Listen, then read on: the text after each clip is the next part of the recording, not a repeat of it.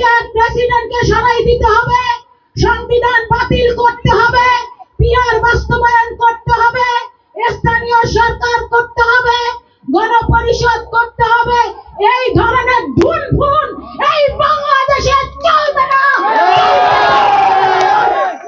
দীর্ঘ 17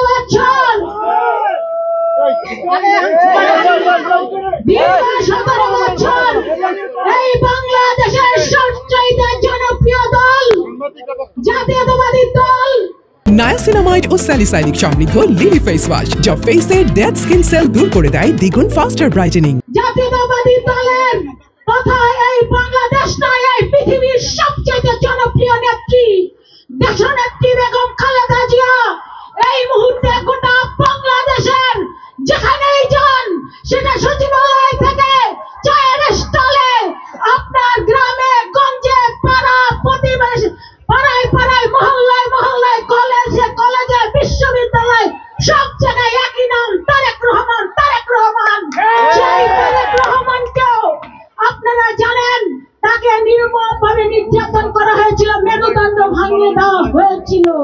কারণ কি?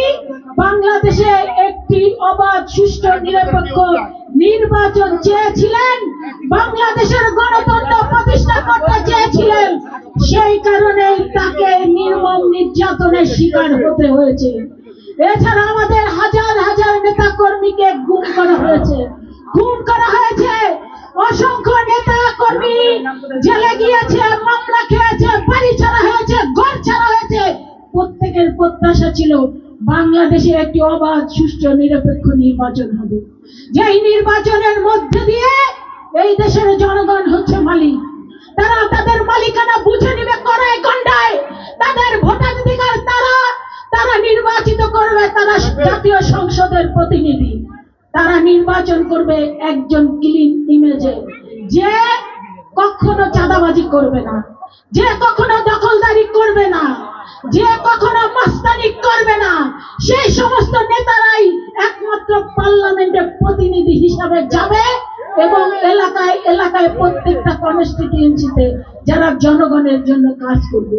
সেই কাজটি আমরা দেখেছি 1991 সাল, 1996 সাল এবং 2001 সালে বাংলাদেশের মানুষ, অর্থাৎ এই দেশের মালিক, তাদের মূল্যবান ভোটের দ্বারা তারা জাতীয় সংসদ নেতা নির্বাচন করত। কিন্তু দুঃখের বিষয়, এই মাদারীপুরে আমরা কিন্তু জাতীয়তাবাদী দল সবসময় বিরোধী দলে থেকেছি। নায়াসিনামাইড ও স্যালিসাইলিক সমৃদ্ধ লিলি ফেস ওয়াশ যা ফেসের ডেড স্কিন সেল দূর করে দেয় দ্বিগুণ ফাস্টার ব্রাইটেনিং।